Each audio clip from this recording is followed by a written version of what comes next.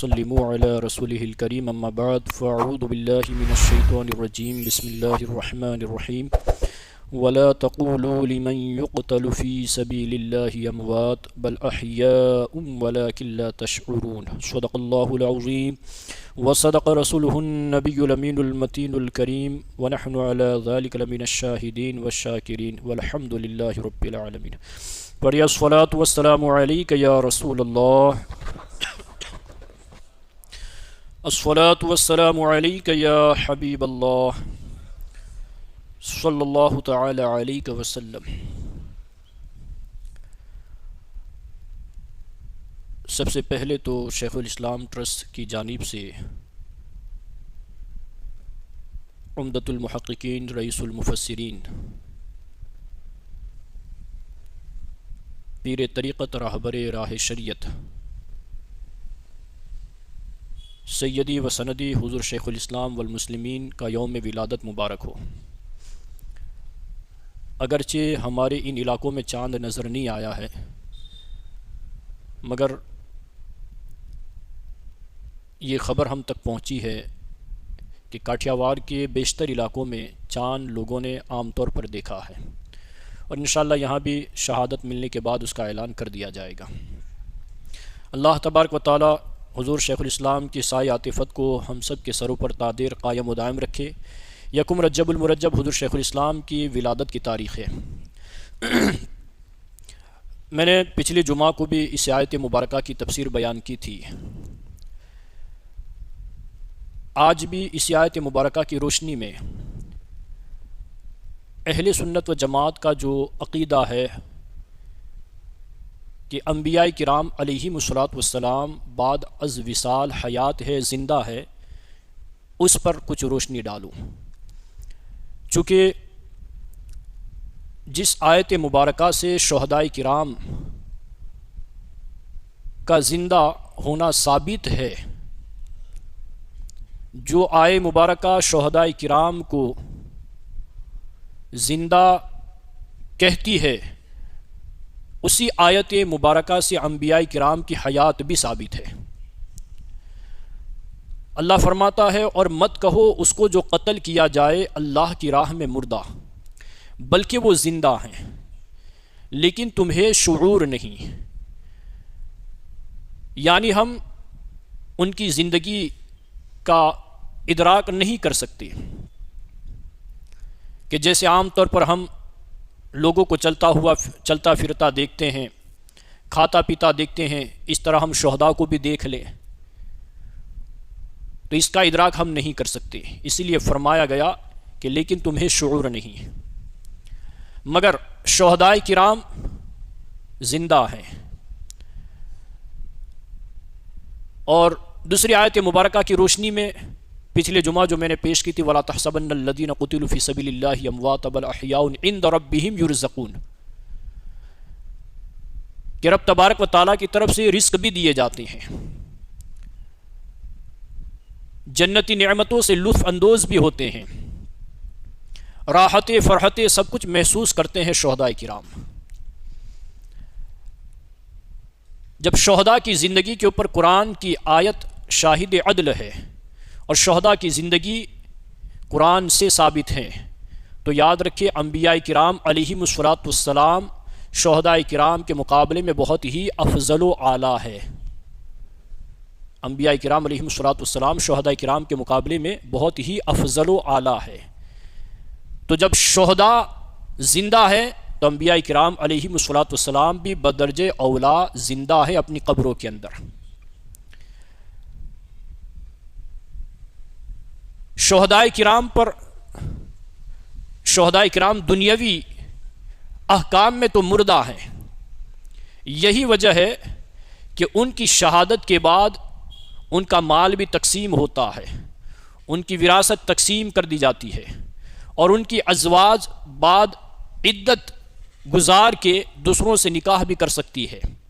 مگر انبیاء کرام علیہم الصلاۃ والسلام دنیاوی احکام میں بھی زندہ ہیں کہ ان کے وصال کے بعد نہ تو ان کا ترکہ تقسیم ہوتا ہے، نہ ان کی ازواج کو دوسرے نکاح کی اجازت، بدستور وہ نکاح میں رہتی ہے۔ وعدہ الہی کی تکمیل کے لیے ایک آن ان کے اوپر موت طاری ہوتی ہے. میرے امام نے کہا نا کہ انبیاء کو بھی اجل آنی ہے، مگر ایسی کہ فقط آنی ہے، یعنی ایک لمحے کے لیے، ایک ساعت کے لیے، ایک گھڑی کے لیے ان پر موت طاری ہو جاتی ہے. پھر فرماتے ہیں پھر اسی آن کے بعد ان کی حیات مثل سابق وہی جسمانی ہے، یعنی پھر ان کے بدنوں میں، ان کے جسم مبارکہ میں روح کو لوٹا دیا جاتا ہے. ان کی روح مبارکہ کو ان کے بدن مبارکہ میں روح کو لوٹا دیا جاتا ہے. شہدائے کرام اپنی قبروں میں جسمانی حیات کے ساتھ زندہ ہے، یعنی ان کے اجسام سلامت رہتے ہیں، سڑنے اور گلنے سے پاک رہتے ہیں. اور انبیاء کرام شہداء کرام کے مقابلے میں بہت ہی افضل ہے، اعلیٰ ہے، عرفہ ہے. ان کے اجسام بھی بدرجہ اولا اپنے مزارات میں صحیح سالم رہتے ہیں. اہل سنت و جماعت کا انبیاء کرام علیہم الصلاۃ والسلام کی حیات کے حوالے سے یہی عقیدہ ہے کہ بعد از وصال اپنی قبروں میں زندہ ہے، حیات جسمانی اور حقیقی کے ساتھ.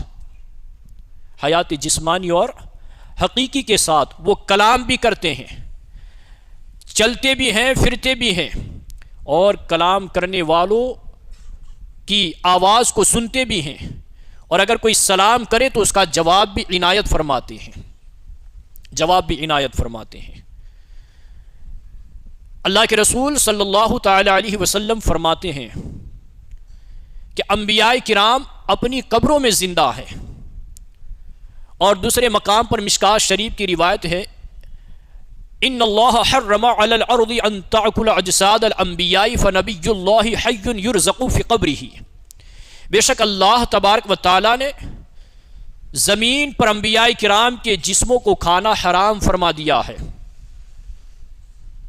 فنبی اللہ، پس اللہ کے نبی، حی زندہ ہے، یرزق فی قبرہ، اور وہ قبروں میں رزق دیے جاتے ہیں، قبروں میں روزی پہنچائی جاتی ہے. اور جس میں مثالی کے ساتھ جہاں وہ جانا چاہے جا سکتے ہیں. مسلم شریف کی روایت ہے، بہت پیاری حدیث مبارکہ ہے. اللہ کے رسول صلی اللہ تعالی علیہ وسلم وادی ارزق سے گزر رہے تھے. حضرت ابن عباس رضی اللہ تعالیٰ عنہ حدیث پاک کے راوی ہیں. رسول اللہ صلی اللہ علیہ وسلم نے دریافت کیا کہ یہ کون سی وادی ہے؟ تو حضرت ابن عباس رضی اللہ تعالیٰ عنہ نے عرض کیا، یا رسول اللہ صلی اللہ علیہ وسلم یہ وادی ارزق ہے. تو میرے آقا فرماتے ہیں، میں حضرت موسیٰ علیہ السلام کو دیکھ رہا ہوں کہ وہ وادی سے اتر رہے ہیں اور تلبیہ کہہ رہے ہیں، لبیک کہتے ہوئے وہ جا رہے ہیں خانہ کعبہ کے حج کے لیے.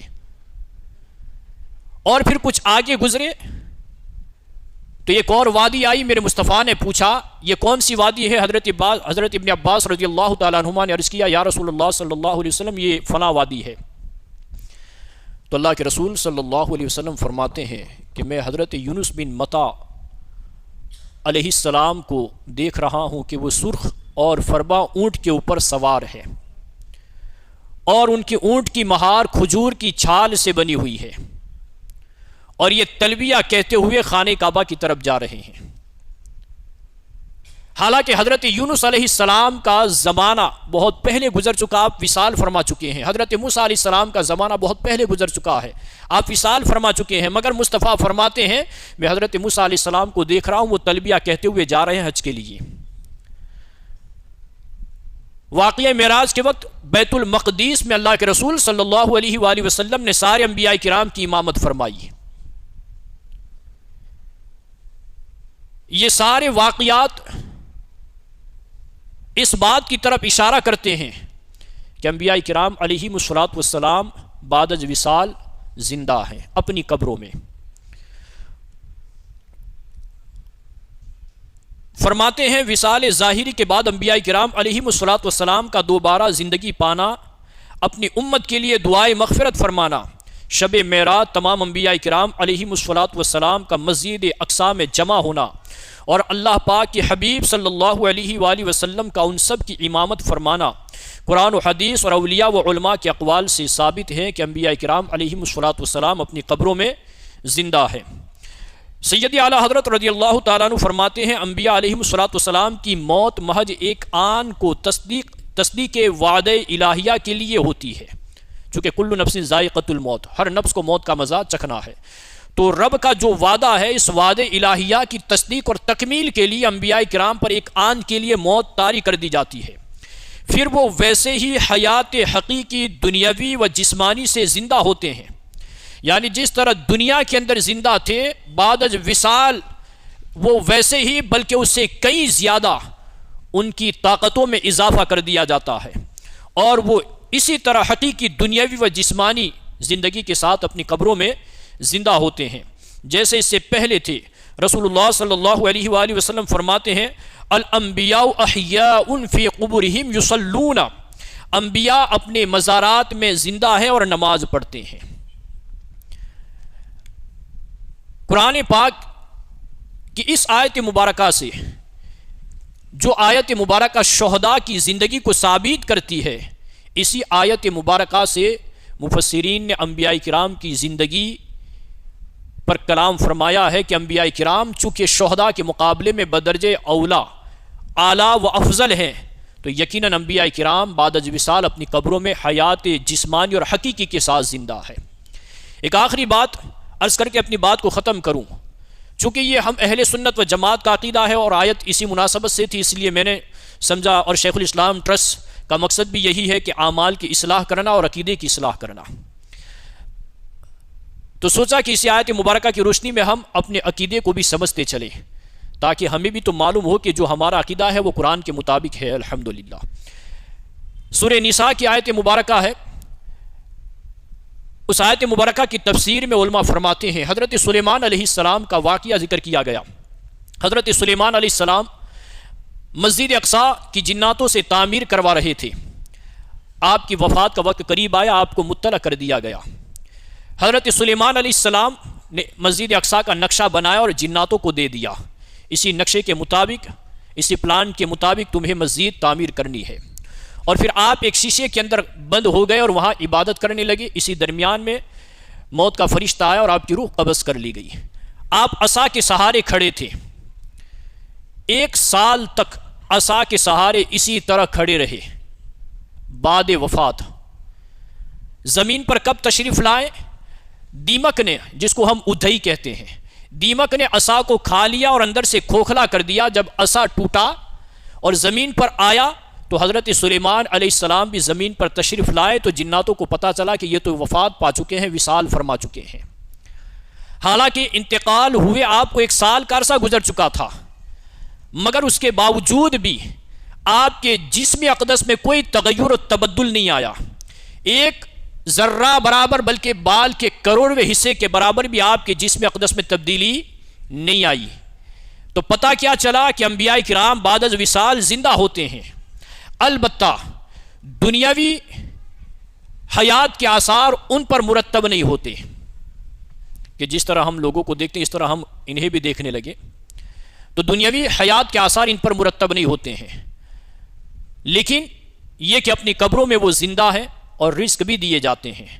اسی طرح شہداء کرام کے اجسام بھی اور اولیاء اعظام کے اجسام بھی بعد از وصال اپنی قبروں میں سلامت رہتے ہیں، سڑنے اور گلنے سے پاک رہتے ہیں۔ حضرت عمرو بن جموح کا واقعہ میں نے پچھلے ہفتے اجتماع میں بیان کیا تھا، آج ہی میں نے آپ کا واقعہ تفسیر کے اندر پڑھا۔ جنگ احد کے اندر آپ کی شہادت ہوئی تھی، حضرت عمرو بن جموح اور حضرت عبداللہ بن عمرو انصاری رضی اللہ تعالیٰ عنہما، دونوں صحابہ رسول اور دونوں انصار قبیلے سے تعلق رکھنے والے ہیں۔ دونوں صحابیوں کو ایک ہی قبر میں دفن کر دیا گیا تھا۔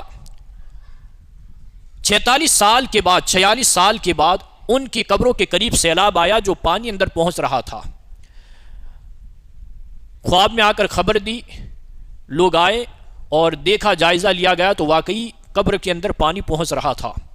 ان کی قبریں کھولی گئی 46 سال کے بعد۔ راوی بیان فرماتے ہیں کہ 46 سال کے بعد جب ان کی قبروں کو کھولا گیا تو اجسام ویسے کہ ویسے ہی سلامت اور ویسے ہی موجود تھے، بلکہ ایسا محسوس ہو رہا تھا کہ آج ہی انہیں دفن کیا گیا ہے۔ اور حضرت عبداللہ بن عمرو انصاری رضی اللہ تعالیٰ عنہ جو تھے، ان کو ایک زخم تھا، وہاں پر ہاتھ رکھا ہوا تھا، جب ان کا ہاتھ ہٹایا گیا تو پھر حضرت عبداللہ بن عمرو انصاری رضی اللہ تعالیٰ عنہ نے پھر وہی اپنا ہاتھ اسی زخم کے اوپر لا کر رکھ دیا۔ تو یہ جو عقیدہ اہل سنت ہے بعد از وصال شہداء کرام کے حوالے سے، اولیاء کرام کے تعلق سے اور انبیاء کرام علیہم الصلوۃ کے حوالے سے کہ بعد از وصال یہ اپنی قبروں میں زندہ ہیں اور رزق دیے جاتے ہیں، یہ قرآن اور حدیث مبارکہ سے یہ عقیدہ الحمدللہ ثابت ہے، اور یہی شیخ الاسلام ٹرسٹ کا پیغام ہے کہ عقیدہ اہل سنت پر پہرا دینا اور لوگوں کے عقیدے کی حفاظت کرنا اور لوگوں کے اعمال کو اور نمازوں کو درست کرنا۔ لہٰذا اس ٹرسٹ سے آپ جڑے رہیں اور ہر ہفتہ اس اجتماع میں شرکت کرتے رہیں۔ انشاءاللہ قرآن اور حدیث کی روشنی میں اور فقہاء کرام کی اقوال کی روشنی میں آپ کو اسی طرح کی اچھی اچھی باتیں سننے کو ملتی رہے گی۔ رب تبارک و تعالیٰ درس کی غلطیوں کو معاف فرمائے اور اجتماع کی برکتوں سے اللہ تعالیٰ ہم سب کو مالا مال فرمائے۔ استغفر اللہ ربی من کل ذنب واتوب الیہ وما علینا الا البلاغ۔ السلام علیکم ورحمۃ اللہ۔